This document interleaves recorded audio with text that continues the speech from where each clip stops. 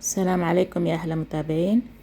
اليوم في ضيوف جايين فعاوزين نعمل كده كيكة سريعة. أتمنى إن شاء الله مشاهدة ممتعة.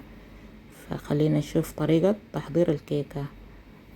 أول شي طبعا القالب ده زي ما انتم شايفين شوية مليان فيه تعاريج، فلازم نمسحه كويس بالسمنة الجامدة شوية، أو إذا كانت زبدة بعد أفضل. نمسحه كامل، كل الزوايا هذه نمسحها. بعدين نرش عليها الطحين. الطريقة طبعا معروفة، على أساس إن الكيكة تطلع ما تتكسر ما تتلزق، تطلع بأريحية فيكون أحسن. بعد كده شايفين نحاول نخلي الطحين يغطي كل جوانب القالب عشان ما تلزق. فكده بعد كده نتخلص من باقي الطحين اللي هو زيادة، ما نخليه في القالب. وبعد كده نحفظه على جنب، نخليه أنا صراحة بدخله التلاجة على أساس إنه يتماسك أكثر.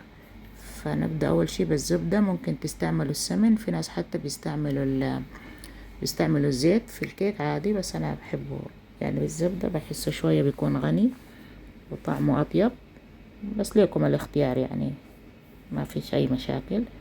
نحن نضرب الزبدة بالمضرب اليدوي أو بالستاند ميكسر. نضيف لها السكر. يا جماعة السكر خلوه يكون كاستر أو كاستر شوجر. لو ما كان كاستر شوجر، السكر العادي ناشف شوية فبتعبكم. خلوا دايما يكون السكر كاستر شوجر اللي هو سكر الحلويات، أو يكون السكر البودرة، ما في مشكلة. طيب الحين طبعا لازم ننظف الجوانب كل فترة وفترة، نستعمل مكسر. الأشياء اللي هي على الجوانب بعيدة شوية ما بتوصل، المضرب ما بيوصلها. وبس هنا نجي شايفين كيف بقت السكر مع الزبدة لونه بقى أبيض، وشكل يعني ملمسه كريمي. تقريبا كده ما نحتاج نسوي له زيادة. نبدأ في إضافة البيض. إضافة البيض يا جماعة تكون واحدة بعد الثانية، يعني نضيف واحدة لغاية ما نتأكد إنها اختفت في مزيج الطحين، تاني نضيف البيض اللي وراها، وهكذا لغاية ما نخلص كمية البيض، واحدة ورا الثانية واحدة ورا الثانية تدريجيا. السرعة ما شرط تكون سرعة عالية، سرعة متوسطة تكفي. واحنا بنضيف البيض سرعة ممكن تكون عالية في الزبدة والسكر. طبعا الفانيليا شي ضروري زي ما انتم عارفين للبيض وللكيك عموما، تدي نكهة في نفس الوقت. عشان البيض كمان لازم نديه فانيليا عشان ما يكون فيه زفر. ممكن الفانيليا تكون بودرة، ممكن تكون سائلة. طبعا هنا انا بجهز الطحين، بضيف له البيكنج باودر. فدايما يا جماعة الطحين البيكنج باودر اضيفوه للطحين، ما تضيفوا الملعقة، يعني تضيفوا البيكنج باودر دايركت على العجينة. ممكن ما يتكتل شوية وبعدين بيظهر بيبين في الخبز. فيستحسن بالطريقة دي كده بيكون أحسن، نتأكد إنه امتزج تماما. نجي لإضافة الطحين. إضافة الطحين طبعا تدريجيا شوية، يعني نضيف كمية وبعدين نخلطها. لما تختفي كمية الطحين نضيف الثانية، وهكذا لغاية ما نخلص الكمية. والطحين دايما خلوه على درجة الميكسر تكون متوسطة، يعني خلوه على 2 بطيئة، يعني أقصد مش متوسطة، خلوه على 2 3 ماكسيمم أحسن. شايفين طبعا دي آخر كمية طحين. شكرا للناس اللي اشتركوا في القناة وبيرسلوا لي لايكات جميلة وتعليقات جدا جدا جدا محفزة. أنا بحبكم كلكم والله. وإذا في حد ما اشترك في القناة ياريت تشتركوا وتفعلوا الجرس وتسمعونا كومنتاتكم، أي تعليق أي شيء عندكم يا هلا ومرحبا، ما فيش مشاكل أبدا. تكتبوا لنا في التعليقات. طبعا أنا هنا خلصت كمية الطحين، بس في مكون لسه حنضيفه اللي هو حينضاف وين، حينضاف آخر شيء، اللي هو هيكون تتوقعوا يكون شنو؟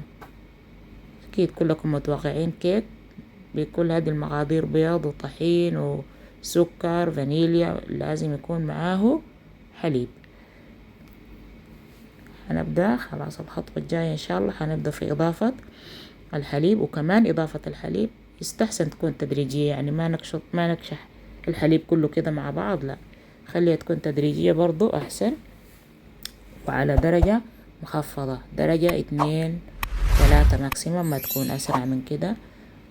طبعا بنساعد نفسنا بالملعقة لأنه قلنا ما الستاند ميكسر ما بتخلط كويس العجانة، بتخلط بس تعجين بس، مش الأطراف ما بتوصل الأطراف.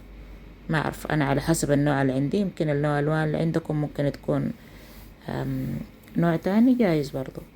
المهم طبعا هنا أنا كده جهزت الخلطة بتاعة الكيك.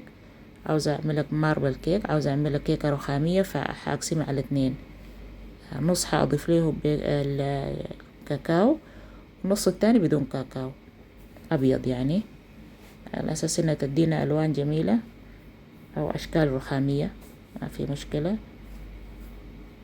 ممكن النص، ممكن حتى الكاكاو يكون أقل والأبيض يكون أكتر، أو العكس صحيح، ما في مشكلة، يعني ما في ضرر في الموضوع.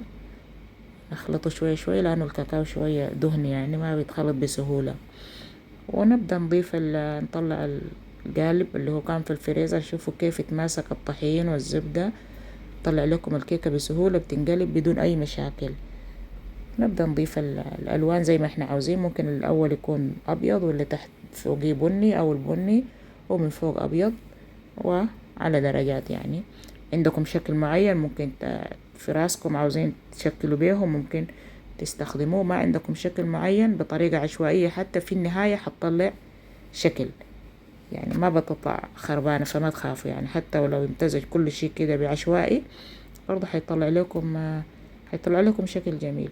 يعني الكيكة هنا الحين أنا ما عندي أي شكل في راسي عاوزة أعمله، اشتغلته كده عشوائي، أبيض بني بني أبيض، وفي النهاية طلعت الكيكة، شفت منظرها هتطلع جميلة وما فيش أي مشاكل يعني من الموضوع. أنا طبعا ريحتها شوية، ما بدخلها الفرن على طول صراحة، خليتها زي ربع ساعة برا، بعدين دخلتها الفرن. ده طبعا هنضيف الكمية بتاعت الأبيض اللي باقي اللي هو خليط الكيك زي ما انت شايفين، بأي طريقة ما فيش مشاكل. في النهاية بتطلع كيكة كويسة زي ما قلنا. الناس اللي ما اشتركوا يا ريت تشتركوا في القناة، فعلوا الجرس، ارسلوا لنا تعليقاتكم ولايكاتكم الجميلة. طبعا دخلتها الفرن، وهنا انا هطلعها زي ما انتم شايفين. شوفوا كيف اتقلبت بسهولة من المسحة اللي مسحناها في القالب في البداية، ما شاء الله، وفيها شكل زي ما انتم شايفين، ما فيش اي مشاكل. وسلام يا احلى ناس.